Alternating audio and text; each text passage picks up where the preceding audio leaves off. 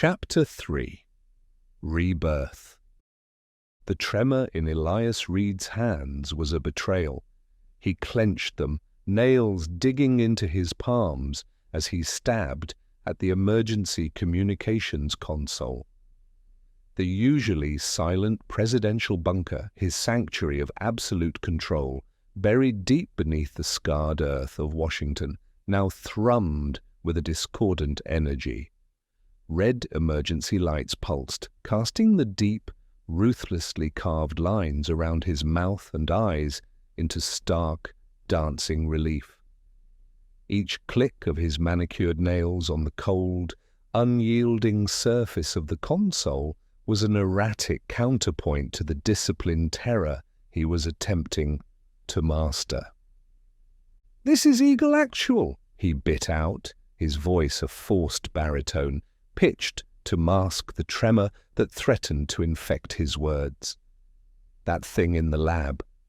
The woman, if she could still be called that, who had shed her skin of humanity to become something else, something unholy, had burrowed deeper into his psyche than any assassin's bullet or rebel's bomb. The Detroit bombardment, the years spent wading through the blood of his ascent, none of it had prepared him for the casual, contemptuous ease with which she had snapped Abigail Wayland's neck. Wayland, his iron fist, his loyal shadow for 2 decades, discarded like a broken tool. "Mr. President," General Hammond's voice crackled through the speakers, sharp with the relief that bordered on panic. "Thank God, we lost contact 17 minutes ago. Bunker system screamed security breach, multiple casualties. We feared the worst." Reed squeezed his eyes shut, the image of Eve's impossible speed, her serene, predatory grace burning behind his eyelids. "The situation, General," he began, then paused, searching for a word, a classification that could contain the sheer, unadulterated wrongness of what he'd witnessed. The military lexicon, with its neat categories of threat and protocols for containment, offered nothing.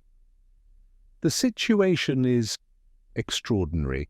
A hostile entity, origin unknown, breached this facility. General Wayland is dead, most of the primary security detail eliminated." The words felt like ashes in his mouth, a clinical, absurdly insufficient summary for a hurricane of supernatural horror that had torn through the rational world he had spent a lifetime subjugating. "Sir," Hammond's voice hesitated, the static on the line amplifying the career military man's struggle with the sheer implausibility of his next words. "We're getting anomalous reports, capital-wide. Sir, people are appearing out of thin air, hundreds, possibly thousands." Reed's mind, still reeling from the immediate, visceral trauma of Eve's attack, struggled to connect this new, bizarre report to the carnage in the lab. "Appearing how, Hammond? Be specific." "Materializing, sir, like something out of those old forbidden science fiction broadcasts." Even through the comms, Reed could hear the tremor in Hammond's voice, a hairline crack in the man's professional facade. "One moment, an empty space, the next, a naked, weeping individual. Eyewitnesses are hysterical. They're disoriented, sir. Many are screaming." Hammond's voice dropped, a conspiratorial whisper that sent a fresh chill down Reed's spine. "And, Mr. President, facial recognition is already pinging matches to individuals confirmed deceased years ago." The words landed like ice shards in Reed's gut.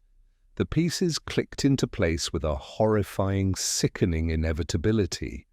He didn't need Hammond to draw him a diagram.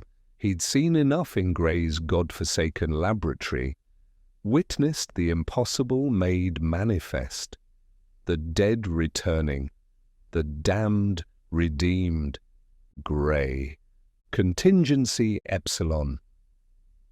The memory surfaced, sharp and unwelcome. A late-night discussion the night before Gray's ill-fated expedition into that other hellish dimension. A theoretical failsafe whispered across a polished mahogany conference table after the other, less trusted advisors had departed. A specialized thermobaric device of Gray's own volatile design, ostensibly to seal any dimensional breach that grew beyond their capacity to contain. Reed had authorized it with a curt nod, a dismissive wave of his hand, never truly believing such an extremity would be reached. Purely academic.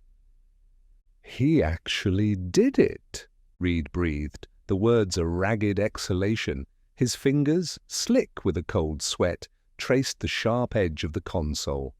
Gray, always the obsessive, amoral scientist, willing to sacrifice anything, anyone, including himself, it seemed, on the altar of his insatiable curiosity. The man had just lobbed an incendiary device into the very heart of the afterlife.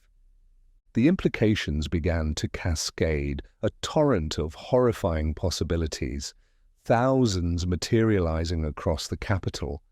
The blast radius in that other realm must have been apocalyptic. And if the pattern held, if each redeemed soul was someone who had died in this world, then Elias Reed was about to face a reckoning. The ghosts of his past, the countless enemies his regime had systematically, brutally eliminated, were clawing their way back into the world of the living. "Christ," he whispered, the blasphemy raw, unconscious. For a man who had built his empire on the cold bedrock of materialism, who had long ago dismissed the spiritual as a comforting illusion for the weak, the irony was a bitter, corrosive acid. His mind, honed by years of ruthless political survival, snapped into its familiar cold calculus, threat assessment, containment, power preservation.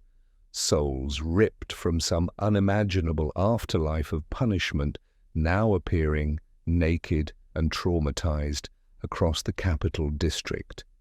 The political fallout would be catastrophic.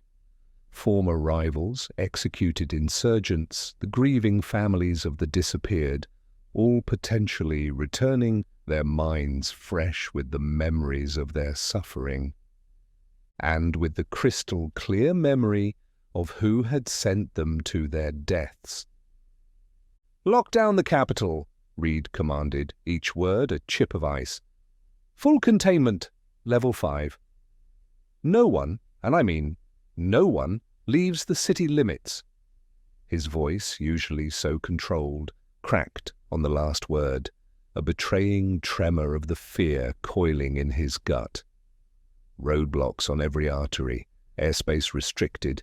Shoot down anything that flies without my direct authorization. Patrol the river. Nothing gets out. Nothing.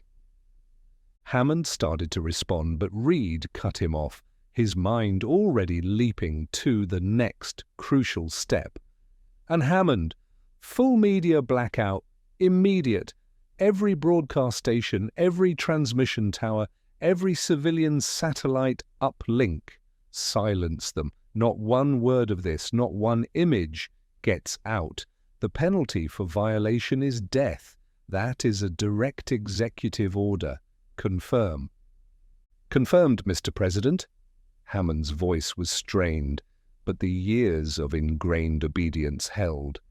"Transport is en route to emergency exit Delta. ETA 9 minutes. Reed severed the connection, the sudden silence of the bunker pressing in on him. His reflection stared back from the darkened monitor, a ghostly, haunted visage. His meticulously constructed world, the order he had forged from chaos with blood and iron, was unraveling at an impossible speed. Everything he had built, everything he had sacrificed, his conscience, His soul, if such a thing even existed, was now threatened by this metaphysical cataclysm. He saw their faces, the returning dead, faces he had personally ordered expunged from public record, names he had deliberately, systematically erased from history, men and women whose executions he had authorized with a casual, unthinking stroke of his pen. Dissidents, rebels, inconvenient witnesses, all made to disappear during the brutal pacification campaigns that had cemented his power after the official end of the war. They knew him. They knew the man he truly was, stripped bare of the carefully crafted public image, the presidential gravitas. And what of the others, not just his enemies, but souls from across the vast, unrecorded sweep of human history?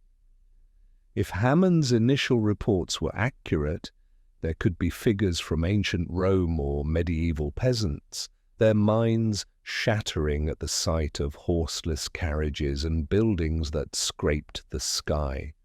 Victorian scholars, their carefully constructed theories of the universe dissolving in the face of this impossible reality. How far back did this grotesque resurrection reach?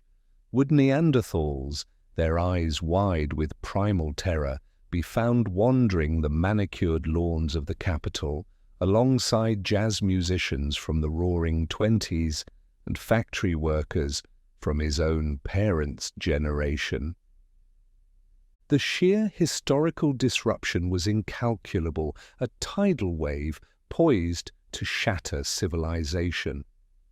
These returnees would carry forgotten knowledge, lost languages, extinct cultural practices, living, breathing artifacts that would upend every academic field from archaeology to linguistics overnight.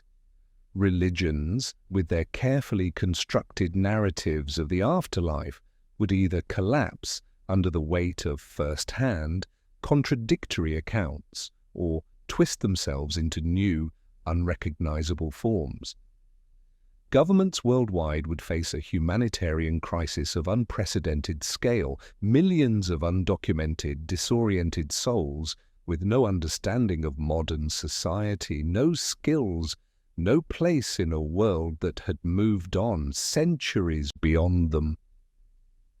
And every single one of them, from the most ancient to the most recent, was a living, breathing rebuke to the cold, hard materialism upon which he had built his entire philosophical framework, his justification for the iron rule he had imposed.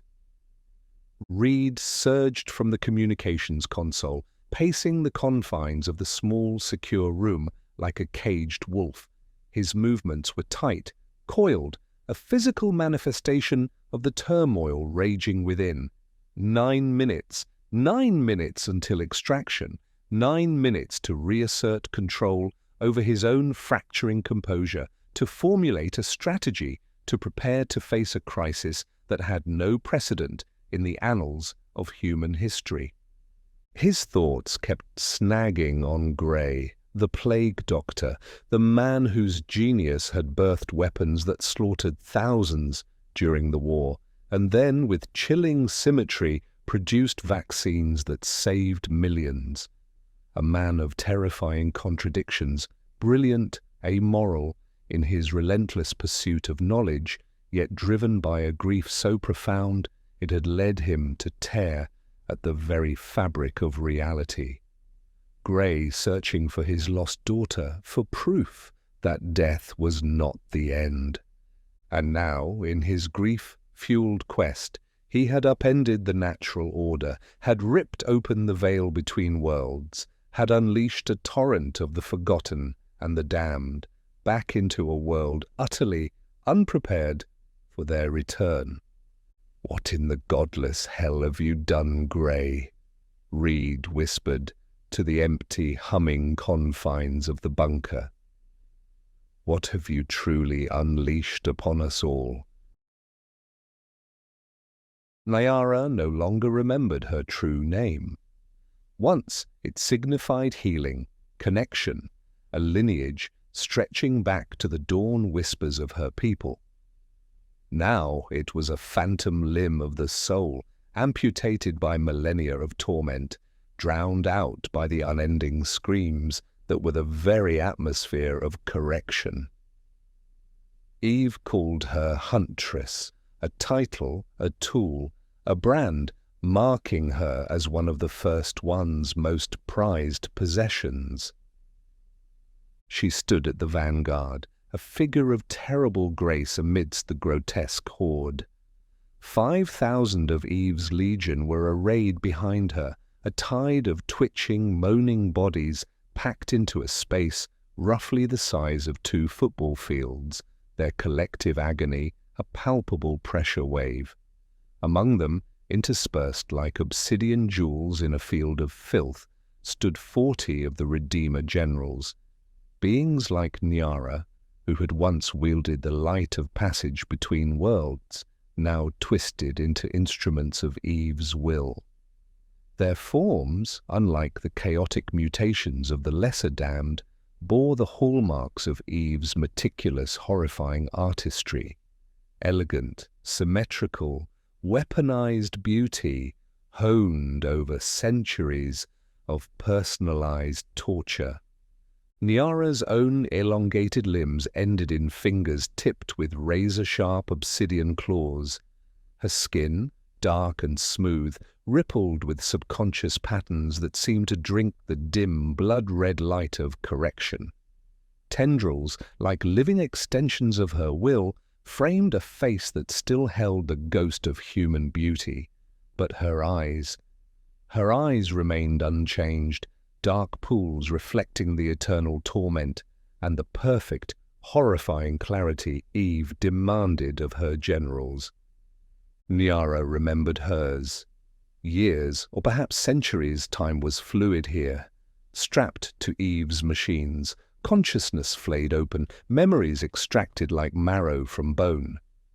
Even though, like all the other Redeemers, Nyara's demon form no longer possessed the ability to open passageways between the realms, that did not deter Eve. Eve still wanted to break her, still wanted to dissect her, and understand what made her a Redeemer to begin with. Nyara hadn't known she was the last until the hunt stopped, until the silence stretched into centuries, until Eve's focus shifted fully from prevention to construction. She had watched, helpless, forced to participate as Eve built her empire, had helped scout locations for the great torture farms, vast landscapes dedicated to the industrial harvesting of pain, the raw energy bleeding through conduits to power Eve's impossible machines, had helped install the network of watchers and relays, biomechanical constructs fused with tormented souls that allowed Eve to monitor her entire domain, to teleport instantly between key nodes across Correction's globe, had witnessed Eve reshape reality, bending the physics of Correction with technologies indistinguishable from the blackest magic, even modifying her own monstrous form, sculpting her power, refining her very being with the energies she stole. And now Eve stood before the assembled army, having condensed her usual towering, chaotic form into something smaller, disturbingly humanoid, almost beautiful? Less terrifying, Nyara thought, with a detached part of her mind. More aesthetically pleasing. Why? For the benefit of the humans she was about to confront? The rift trembled before them. It had flickered into existence seconds ago. The living on the other side of it might as well have been sending out a beacon. The brief, nanosecond tears Arya had created in her previous hours of practice and preparation, Eve had sensed them instantly. The new Redeemer. The command had gone out, the legions summoned, the generals roused. The living were testing the boundary. A full breach was inevitable, and Eve would be ready. The energy fluctuations pinpointed the source, and here they waited, poised at the precipice, an army of nightmares anticipating the dawn. "Remain," Eve commanded, her voice a single, melodious contralto, another unsettling affectation of her current form. "Unless I call." Then, with predatory grace, she stepped towards the widening tear. The waiting began. Niara felt the familiar thrum of anticipation from the legion behind her, the desperate Pavlovian craving for the relief found only in inflicting suffering. The promise of fresh souls untainted by correction's despair was a drug more potent than any physical substance. But Niara and the other generals felt something else beneath the programmed obedience, the ghost of their former selves. Niara remembered Bakari, her tribe, the sacred duty to rescue the lost. The memory was agony, sharper than any physical torment Eve devised. "She's found another one," Savik whispered beside her. Once a shaman of the ice fields, now Eve's architect, his mutations focused inward, enhancing intellect. After all this time, Niara remained silent. Eve watched, always. From her position at the vanguard, Niara watched the shimmering tear. Through the wavering aperture, she caught fragmented glimpses of the other side, a sterile chamber bathed in harsh light, figures moving indistinctly. Then Eve stepped through, disappearing into the human realm. Moments passed, filled only by the muffled sounds of violence from the other side, shouts, gunshots, screams cut short. Niara could only guess at the specifics, the portal offering only tantalizing, horrifying glimpses. Suddenly Eve reappeared, stepping back through the tear onto the cracked obsidian of correction. She dragged the Redeemer girl Arya with her, the girl looking stunned, terrified. As they cleared the threshold, something heavy and cylindrical flew through the portal from the other side, thrown by one of the humans Niara had glimpsed. It landed with a dull thud near Eve and Arya, skidding to a halt amidst the waiting army. Eve's head snapped down. Niara saw the instant recognition of extreme danger flare in those ancient eyes. Eve knew the signature of a weapon of war. No thought for her legions, no thought even for the Redeemer she had just captured. Only self-preservation. With inhuman speed, Eve launched herself away from the device, a blur of motion in her current form, disappearing into the depths of her domain, abandoning Arya and the thousands gathered there. Niara was meters away from the bomb when the world dissolved, not into white light, but into incandescent fire. A blinding flash erupted from the thermobaric device, followed instantly by a crushing wave of heat and pressure. The air itself ignited, consuming oxygen, flesh, stone, and soul alike in a rapidly expanding fireball. Niara felt her body, the human template overlaid with Eve's monstrous augmentations, atomize. Thousands of demons, generals, soldiers of the damned, caught in the blast radius, vaporized alongside her. A moment of absolute annihilation, a pain that dwarfed millennia of suffering, and then nothing. Oblivion. Niara gasped awake on cold stone, lungs burning, not with fire, but with the shock of clean air. The first sensation was absence, the impossible, stunning absence of pain. She cried out, hands flying to her body, expecting claws, chitin, the familiar landscape of her torment. Human. Smooth skin, 10 fingers, 2 arms, a face untouched by Eve's artistry. Her vision cleared. A street. Towering structures of glass and metal, abandoned vehicles, distant sirens. Around her, thousands of naked figures stirred, weeping, screaming, staring at their restored hands in disbelief. She recognized them. Redeemer generals, elite guards, common demons, all stripped bare, returned to the human forms they'd inhabited before damnation, all redeemed by the fire. Her hands traced her forgotten features, clean air filled untainted lungs. The silence in her mind, where Eve's commands had echoed for eternity, was deafening. She staggered to her feet, legs trembling. Uniformed men approached, shouting in an alien tongue, their gestures conveying control, containment. One draped a rough blanket over her shoulders. She accepted it numbly, alive, human, free.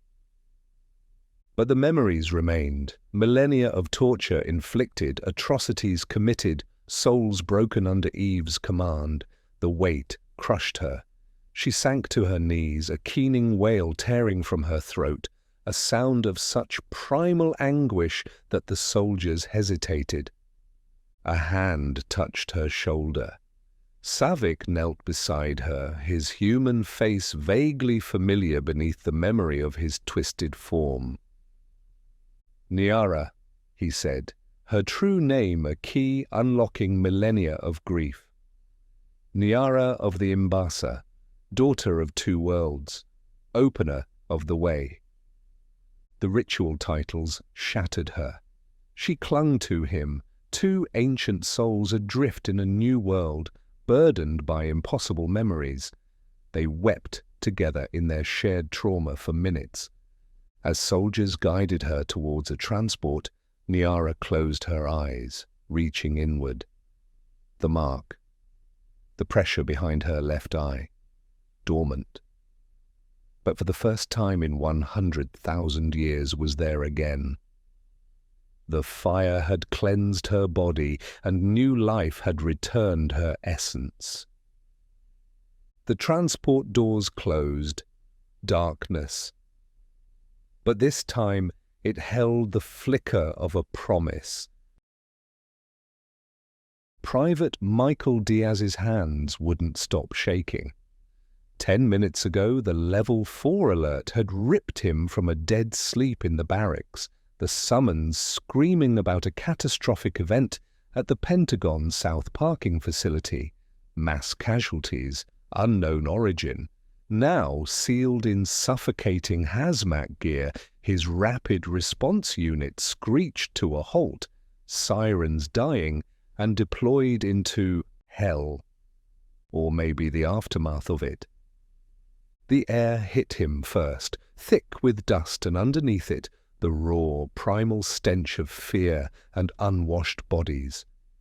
Then the sound, a tidal wave of human misery, thousands weeping, moaning, screaming in a bewildering polyglot of tongues that seemed to span centuries.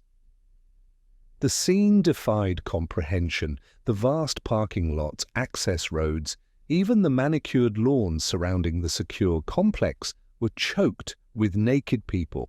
Thousands upon thousands. They weren't wounded, not physically. They were simply there, clutching themselves, shivering despite the mild afternoon, eyes wide with terror or vacant with shock. Where had they come from? How? Initial responder units were already swallowed by the chaos, their attempts to form containment lines futile against the sheer, impossible weight of numbers. "Listen up," Lieutenant Walsh's voice crackled through his helmet comms, tight with a forced authority that barely masked her own panic. Diaz saw her near the command vehicle, gesturing wildly. Command designates this a Level 4 biological contaminant incident. Full hazmat protocols, containment is primary. Process and transport anyone exhibiting disorientation, confusion, or nudity. Minimum engagement. Presidential directive. Diaz stared at Torres, his squad mate. Biological. Nudity. The official story was a cruel joke whispered into a hurricane. "What kind of pathogen does this?" Torres breathed, his voice muffled by the respirator, gesturing at the impossible tableau. A man who looked sculpted from ancient marble wept uncontrollably beside a woman whose terrified expression seemed ripped from a sepia-toned photograph. Nearby, a figure with rough-hewn features huddled on the ground, chanting in a language that felt older than words. "Doesn't matter," Walsh snapped, shoving Diaz towards the nearest struggling group. "Orders are clear. Blankets first, restraints if necessary. Move!" They waded into the throng. It was like moving through a waking nightmare. Diaz tried to offer a blanket to a shivering man with terrified eyes who recoiled, babbling in what might have been Latin. A young man, barely more than a boy, simply stared at his own hands as if they were alien objects, tears streaming silently down his face. The citywide emergency broadcast droned Reed's calm lies about a bioweapon, the dissonance staggering. Lies, Diaz thought, the certainty settling cold and hard in his gut. This wasn't containment, it was a cover-up. Gunfire popped sporadically from deeper within the perimeter. Comms chatter mentioned subjects attacking soldiers, recognizing uniforms, screaming names and dates, torn from history books or forgotten conflicts. This wasn't sickness, it was memory. Raw, agonizing memory. "Northeast perimeter! Hold that intersection!" Walsh yelled, pointing Diaz towards the relative calm at the edge of the chaos. He jogged to his post, leaning against a concrete barrier, pulse hammering against the inside of his suit. Blocked by armored vehicles, the intersection was clearer, though the sounds of the weeping multitude still washed over him. He took deep breaths, trying to steady his hands, trying to force his mind to accept the unacceptable reality. The late afternoon sun cast long shadows when he saw her. She moved with a strange, purposeful calm through the fringes of the crowd, navigating the weeping, bewildered figures with an innate dignity that seemed utterly out of place. Slender, silver-streaked hair, wrapped now in a standard-issue emergency blanket she must have acquired from an overwhelmed medic. Something about her bearing, the set of her shoulders, the way she scanned her surroundings looked familiar, but he couldn't place it. She wasn't panicking, she wasn't weeping, she was assessing. He approached cautiously, rifle held at low ready, falling back on the absurdity of protocol. "Ma'am," he called out, keeping his voice steady, "this area is restricted. You need to come with me for medical evaluation." She turned. Late 40s, striking features, a blend of East Asian and Caucasian. Her eyes met his, calm, perceptive, holding an unnerving depth that cut through the surrounding chaos. No disorientation, no panic, just sharp intelligence. "Officer," she acknowledged, her voice cultured, steady, strangely resonant despite the surrounding din. "There seems to be some confusion. I require immediate transport to the presidential bunker. I need to see my husband, Elias Reed." The bunker air was a vile cocktail. Acrid smoke from fried electronics, the sharp stink of burnt plastic, and the coppery, cloying sweet miasma of fresh blood. Barrett fought a wave of nausea, his own hands, slick and trembling, as he pressed a wadded strip of his torn undershirt to the seeping gash on his throat. Each swallow was an agony of razors. Hours ago, this subterranean fortress had been the sterile, humming brain of President Reed's iron-fisted regime. Now it was a Boschian nightmare. Consoles sparked and died, their screens dark or crazed with spiderweb cracks. Uniformed bodies, Reed's elite, the ones who hadn't been quick enough, lay sprawled at the grotesque, impossible angles only sudden, overwhelming violence can achieve, flung like discarded dolls by Eve's otherworldly power. Through the swirling, chemical-laden smoke, the few surviving security personnel, their faces pale, waxen masks of shock and terror, stumbled like lost souls in their own private, freshly minted hell. "Hold still, damn it!" Gray commanded, his voice tight, the usual cool, scientific detachment frayed raw, stripped away by the sheer, visceral horror of the last hour. His fingers, usually so precise, so steady, were stained crimson as they fumbled to tighten the pressure bandage, the fabric already soaking through with Barrett's blood. "Another millimeter, and she would have opened your carotid like a goddamn faucet." Barrett managed a shallow nod, a fresh bolt of white-hot agony lancing through his neck and shoulder, making his vision momentarily swim with black spots. "Aria!" he rasped, the word a painful, broken exhalation, his throat feeling like it was lined with burning sand. Did you see—" "No." Gray's voice was curt, his face a grim, haunted landscape of tension and something that looked disturbingly, terrifyingly like grief. In the frantic, terrifying days leading up to this catastrophe, the girl, Aria, had become more than a mere research subject to him, more than a fascinating anomaly. She'd become a fragile, living embodiment of his own desperate, deeply buried hopes, a living, breathing echo of the daughter he'd lost, a spark of impossible, world-altering potential. The portal, it slammed shut just before the detonation. His gaze, usually so sharp, so analytical, was clouded, distant. "But she would have been at the epicenter. Ground zero!" A cold, heavy understanding settled in Barrett's gut, a leaden weight. "You killed her," he stated, the words flat, devoid of accusation, a simple, brutal acknowledgement of the tactical, horrifying reality.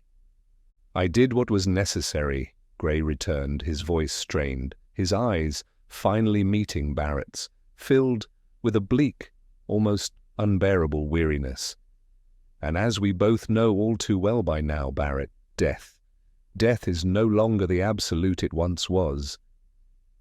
The words were true, a chilling new constant in their violently upended world, a terrifying axiom etched in blood and fire, but they offered little comfort for the sudden, sharp, unexpected ache of loss Barrett felt. He'd grown fond of the girl, of her fierce, untamed spirit. Had the air not been thick with the stench of death and the rising, unearthly chorus of the newly materialized, he might have pressed Gray further, demanded more, but the tide of chaos engulfing them, the sheer, mind-bending impossibility of their situation, allowed no time for blame, no space for grief. The chaos had erupted minutes ago, a bewildering second wave of horror after Eve's departure. The command center, or what remained of its shattered infrastructure, now teemed with impossible, resurrected life. Naked figures had shimmered into existence from the very air, not in a trickle but in a sudden, overwhelming flood, as if a dam between worlds had burst. They had gasped their first, shocked and disbelieving breaths of this new, terrifying reality, their forms coalescing amidst the smoke and wreckage, a profound, almost convulsive joy warring with the terror of their sudden return.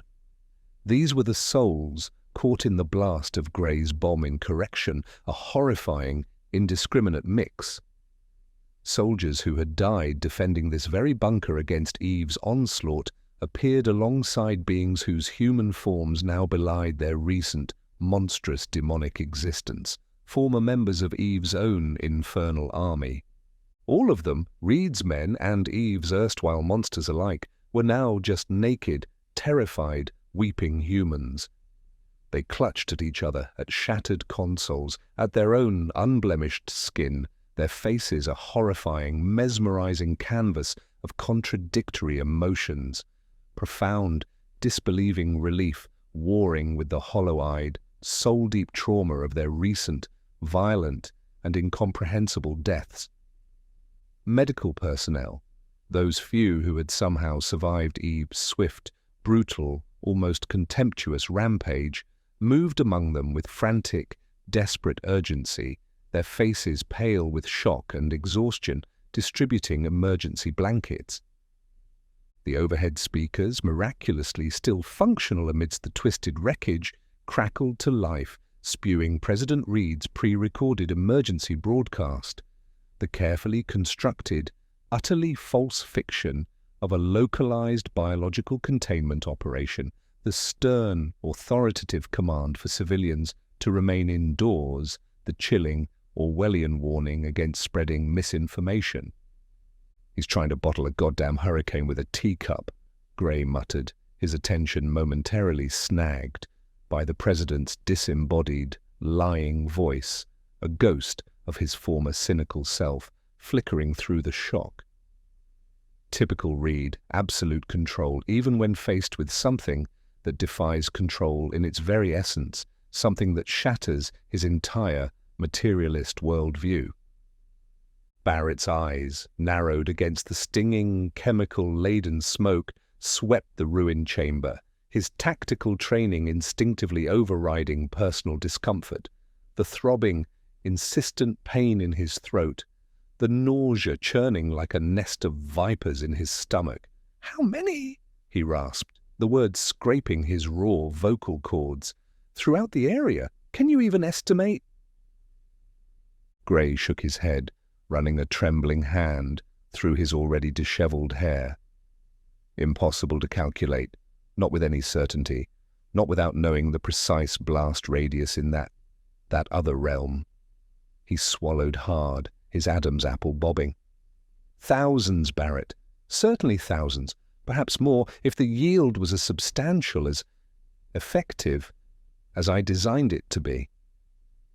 A fleeting, almost imperceptible flicker of something, perverse, scientific pride, or horrified, awestruck guilt at his own creation, crossed his features before being immediately, violently subsumed by the crushing gravity of the situation. The implications. "They are apocalyptic," Barrett finished for him, his voice a grim, knowing whisper. "For Reed's regime, at least." The eastern entrance of the bunker, a gaping, twisted maw of torn metal and shattered, reinforced concrete, was a focal point of profound, almost sacred disorder. Dozens of naked figures had materialized there, each appearing with startling precision at the exact spatial coordinates where their demonic forms had perished, yet with subtle adjustments that ensured they didn't reform into solid walls or wreckage. The system, whatever it was, possessed a startling, almost benevolent precision in this regard, a detail that did not go unnoticed by Gray. Their collective, overwhelming joy, their raw, unadulterated relief at escaping an eternity of torment, now filled the command center, a chorus of cathartic, heartbroken sobs and disbelieving, shuddering gasps that overwhelmed the facility's sterile, metallic ambience, transforming it into a makeshift, impromptu cathedral of the redeemed. "Sweet Mother of God," a nearby technician whispered, her data tablet clattering from trembling hands to the blood-slicked floor. Barrett's tactical mind automatically categorized the returnees. Reed's own personnel, the young lieutenant whose head Eve had severed, the communications specialist with phantom memories of Eve's fingers puncturing his chest, crowded together, an instinctive cohesion born of shared trauma. Their terror was fresh, unprocessed. But interspersed among them were souls of a different, more ancient nightmare. Former members of Eve's army, their human forms now belying their recent demonic existence, bore the psychological scars of prolonged torment. These older souls didn't scream, they wept with a shattered relief that collapsed them to the floor, their bodies curling protectively, unable to trust this sudden absence of pain after centuries defined by it. Two distinct populations birthed from the same cataclysm, separated by an immeasurable gulf of suffering. General Wayland? Gray's voice carried equal parts uncertainty and scientific curiosity. Barrett tensed, memories of Wayland's calculated brutality during the Chicago campaign surfacing unbidden. He recalled how she'd once stood in the rain for 3 hours, clipboard protected beneath her coat, methodically checking names off a list as dissidents were processed, her expression never changing whether she was initialing supply forms or confirming termination orders. The rain had beaded on her immaculate uniform, while families were torn apart before her, and not once had her voice altered its measured cadence. Even her death at Eve's hands had been efficient, a simple neck snap, a tool discarded when its utility expired. The woman who approached them now bore Wayland's face, but moved with a fundamental difference, her steps halting, her eyes wide, with an emotion Barrett had never seen in her before. Fear.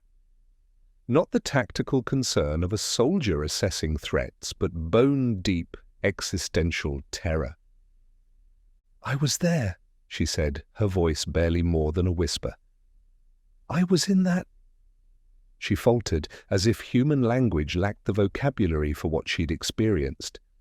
Her hand reached for Gray's lab coat, fingers curling into the fabric with the desperation of someone who had momentarily lost faith in the solidity of the physical world. It was only minutes. Just minutes. The precision, the mathematical certainty that had defined General Wayland throughout her military career dissolved as she spoke. Her eyes reflected not the strategic calculation Barrett had known, but something fractured and newly formed. "But minutes there." Her voice caught on the memory. "Every second stretches. Pain becomes the only reality you've ever known, as if your entire life before was merely preparation for suffering." Gray studied her face with the intensity of a scientist encountering a fundamental shift in natural law.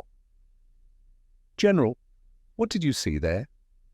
What can you tell us about—" "I saw nothing but fire and bodies," she interrupted, her military bearing reasserting itself for a moment before crumbling again. "I died here and then. I was simply there, surrounded by others like me, all of us screaming, all of us caught in the same tide." A shudder passed through her body. "I didn't have time to understand, to see beyond my immediate surroundings. Just enough time to feel what awaits us, what awaits everyone." Her eyes found Barrett's, and he saw in them a recognition that transcended their complicated history. "I sent so many people there," she whispered, the admission wrenching itself from somewhere beneath her carefully constructed authority. All those names on lists, all those villages cleared, the detention centers in Chicago, Detroit. I never questioned, never hesitated. Her shoulders straightened briefly, muscle memory of military posture asserting itself even as tears tracked down her face. I authorized it all with my signature. So efficient, so— She made a small, helpless gesture with one hand. "So certain I was right." Barrett watched the transformation with a stunned silence. The General Wayland he knew would sooner have died than reveal such vulnerability. That woman had been carved from ambition and certainty, every decision made with unwavering conviction in the righteousness of Reed's vision. "You couldn't have known," Gray offered, the platitude falling flat even as he spoke it. Wayland's eyes hardened momentarily. "Don't. I chose not to know. We all did. It was easier to believe death was the end. She drew a ragged breath. But there are consequences beyond what we imagined, and they're coming for all of us now. Her gaze moved between them, a new resolve forming beneath the trauma. Whatever that woman is, whatever she came here to do, we have to stop her. Not just for those who might die, but for what happens to them after. Wayland's words hung in the air, the final syllables almost tangible in the charged atmosphere. Barrett was about to speak when the command center's main doors burst open. A squad of Reed's elite guard stormed in, weapons raised, their movements precise despite the chaos. At their center stood a figure Barrett recognized immediately, Colonel Mercer, the man who had orchestrated the accident that had cost Barrett 3 fingers during the Chicago campaign, the man who had executed dissenters with bureaucratic efficiency and disposed of their bodies with corporate precision. By presidential order, this facility is now under direct military control, Mercer announced, his voice carrying through the cacophony. All personnel will submit to immediate processing and debriefing. All returnees will be transferred to secure facilities for evaluation. Gray stepped forward. Colonel, there are wounded. The returnees require specialized— Your concern is noted, Doctor, Mercer interrupted, his voice like ice. And irrelevant. My orders are direct from President Reed. He gestured, and his soldiers moved with chilling efficiency, weapons leveled, their black armor a stark contrast to the naked, weeping forms they began to herd. The few elite guardsmen already in the bunker, those who had survived Eve's attack, looked visibly shaken, their discipline frayed as they watched their newly arrived comrades. The sight of so many returned, the undeniable proof of an afterlife, had clearly cracked their certainty.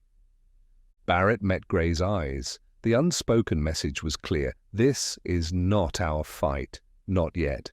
The regime was teetering, its foundations shaken by something far beyond its comprehension. For now, they would play Mercer's game, but the rules had changed, and the dead, it seemed, were just getting started. The persistent knock on the presidential bunker door pulled Reed from his thoughts. He'd been staring at the same intelligence report for 20 minutes without absorbing a word, his mind racing through contingency plans, containment strategies, and revised narratives to explain the unexplainable. The military-grade desk lamp cast harsh shadows across his face as he looked up, irritation furrowing his brow. "I ordered no interruptions," he called, voice carrying the precise cadence of command that had become his signature. The door opened anyway. Colonel Voss, head of his personal security detail, stood framed in the doorway, his face unnaturally pale. Reed had known Voss for 15 years, through the resource riots, through the Detroit bombing campaign, through the brutal suppression of the Chicago insurgency. The man had never appeared shaken, not even when they'd been pinned down by rebel fire during the Midwest offensive. Yet now, Voss looked utterly undone, a hairline fracture in the carefully constructed edifice of Reed's administration. "Sir," Voss began, then faltered. His hand tightened on the door handle until his knuckles whitened. "There's someone—" Reed felt a ripple of unease. Had Hammond failed to contain the situation? Were the redeemed souls already mobilizing against him? He reached instinctively for the sidearm secured in his desk drawer. "Who?" he demanded, rising to his feet. Voss stepped aside, revealing a slender figure standing behind him in the corridor. Reed's hand froze mid-motion, his breath catching in his chest as recognition struck him with physical force. The room seemed to tilt, gravity itself momentarily suspending its hold, as impossible hope collided with equally impossible reality. Julia? The name escaped him as a question, a prayer, a desperate reaching across a void he had believed permanent. She stepped into the room with the same fluid grace he remembered, her bearing unmistakable despite the ill-fitting military fatigues that had replaced her customary elegance. Her silver-streaked black hair fell loose around shoulders that still carried the posture of the diplomat and strategist she had been. But it was her eyes, those remarkable eyes that had first captured him at a Georgetown University debate 26 years ago, that struck him most forcefully. They remained exactly as he remembered, intelligent, perceptive, capable of seeing through every defense he constructed. "Elias," she said, her voice simultaneously familiar and strangely altered, as though speaking through layers of experience he couldn't begin to comprehend. Reed moved toward her with the hesitant step of a man afraid his actions might dissolve an apparition. His hands trembled as they reached for her, the hands that had signed execution orders, that had authorized bombings, that had redrawn borders with callous efficiency. Now they shook with a vulnerability he had permitted himself to feel only once before, the moment they had placed her flag-draped coffin into the ground. "Is it really?" he began, unable to complete the question. "Yes," she answered, stepping forward to meet him. His fingers brushed her cheek with reverent disbelief, warm, solid, real.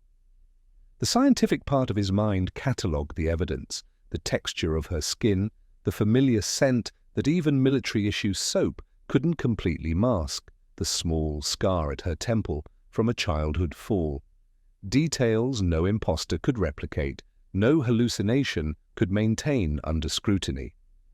Something broke inside him, a dam holding back emotions he had transmuted into political will, into the ruthless calculation that had characterized his rule since her death. He pulled her to him with desperate force, burying his face against her neck, inhaling the impossible reality of her presence.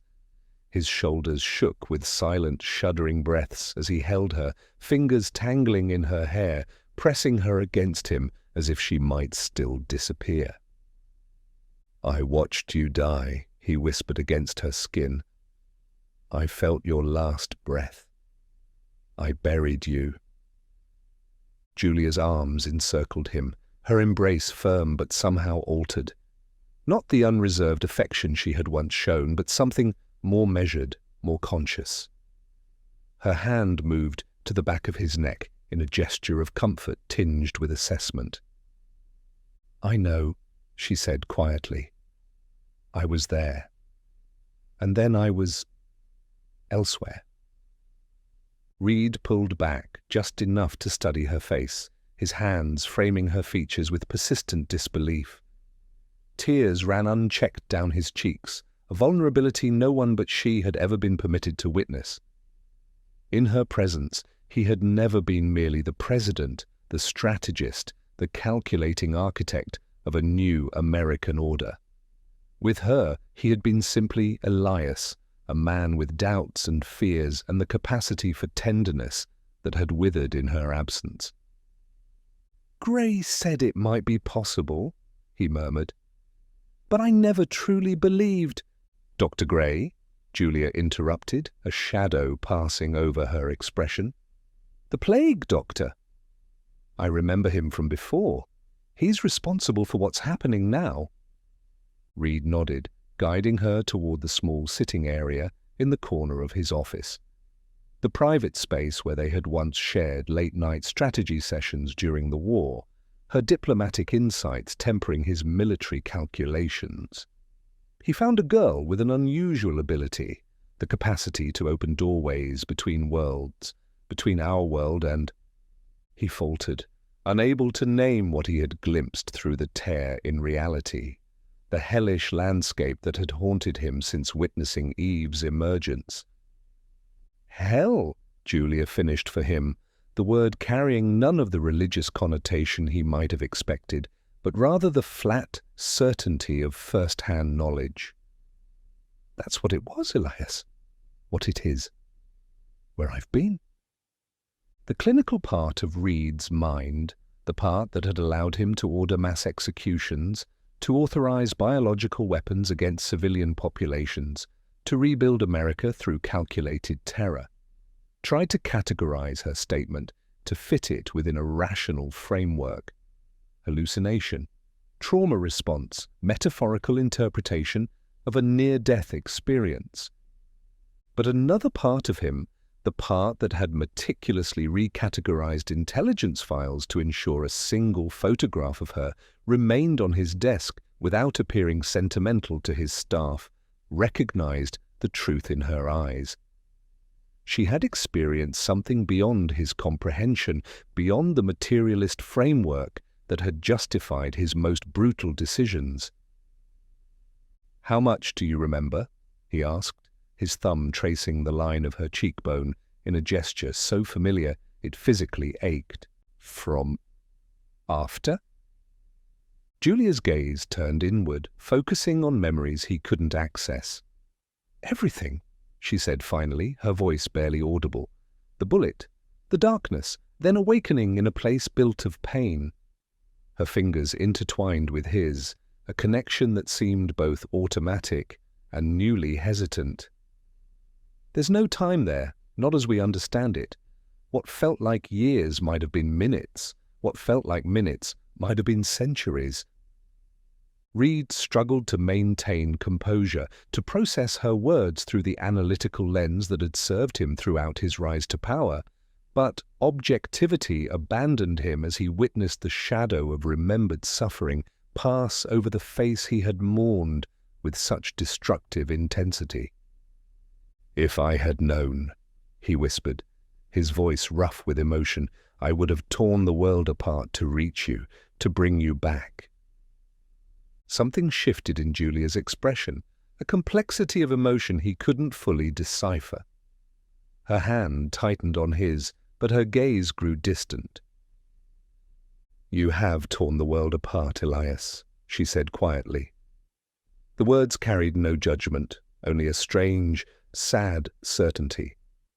"While I was there, I encountered others who arrived because of your orders. Through the screams and shared torments, I pieced together what's been happening. The expanded purges, the plantation system, the forced relocations." She paused, her eyes holding a depth of witnessed suffering he couldn't begin to fathom. Pain loosens tongues, even in death, especially in death.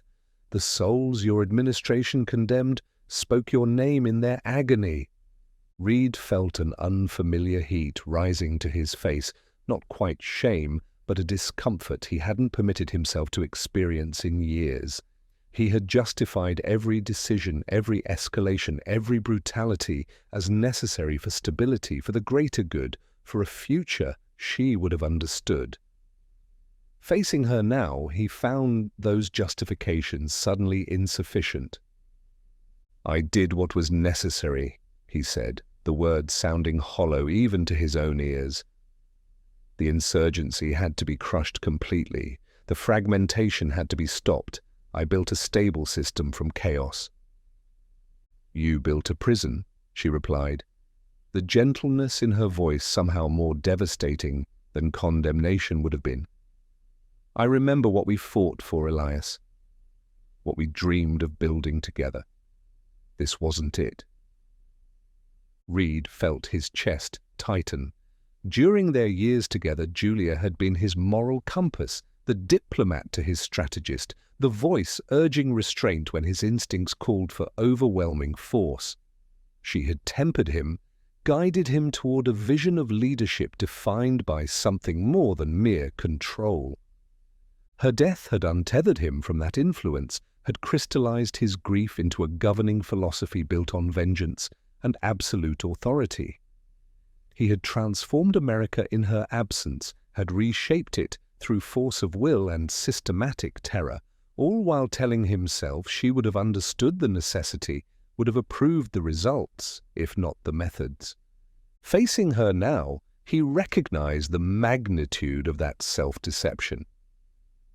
"You don't understand what it was like," he said, a defensive edge entering his voice. After you died, the insurgency used your death as a rallying point. They celebrated it. They promised more assassinations would follow. His hand tightened around hers with unconscious force. I couldn't show weakness, couldn't allow them to think your death had affected me, had altered our trajectory. Julia didn't pull away from his grip, but something in her posture shifted. A subtle withdrawal that wasn't physical, but emotional, a reassessment of the man before her. So you became what they already believed you were, she observed quietly. The tyrant they accused you of being. The accuracy of her assessment struck him with physical force. She had always possessed this ability to distill his most complex motivations into simple, undeniable truths he couldn't refute. It had made her an invaluable advisor during their rise to power. It made her a painful witness now. I protected our vision, he insisted, though the conviction in his voice wavered. I maintained order when everything was collapsing. I did what you would have done in my position. Julia's expression softened with something that wasn't quite pity, but carried uncomfortable echoes of it. No, Elias, I wouldn't have. She reached up to touch his face, her fingers tracing the deeper lines that had formed around his mouth, the new hardness in his jaw. This is what I feared most when we began. That power would change you, would erode the man I believed in. The man who wanted to reform the system, not become its most terrifying manifestation. Reed felt something crumbling inside him, the careful architecture of justification he had constructed around his most brutal decisions.